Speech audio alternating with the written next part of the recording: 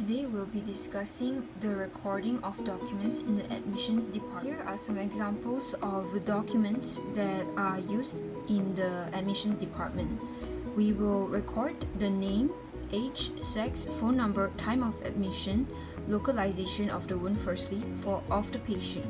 And we also have to record the cause of the wound, time of appearance of the wound, size of the wound, pulse, the vital signs, pulse, respiratory rate, blood pressure, and after that the doctor from the admission department will decide a diagnosis, a treatment, and also what department that they will send this patient to. This is an example of a documentation of the patient's information upon arrival in the admission department in Russia. In the beginning, the date and the time of arrival of the patient in the ambulance is recorded, and then furthermore the complaints, the names, the complaints of the patient and anamnesis of the disease is recorded as well.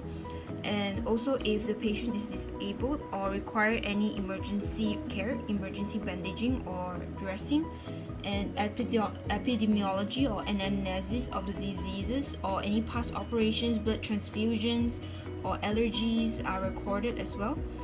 And then after that the doctor will move on to the objective examination of the patient of all the different systems using inspection, palpation, percussion, auscultation, and of all the systems. Furthermore, if the patient has any local injury, the local status of the patient's wound is recorded, and also there will be a diagnosis upon the admission, and also the doctor in the admission department will be able to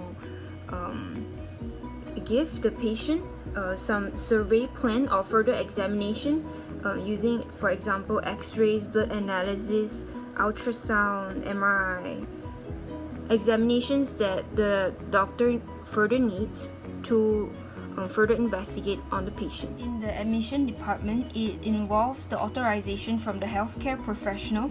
The person requires specialized care and treatment, collection of billing information by admitting department of the healthcare facility, completion of agency's admission database by nursing personnel, documentation of the client's medical history and findings, development of an initial nursing care plan, initial medical orders for treatment, medical authorization and responsibility, admitting department or unit.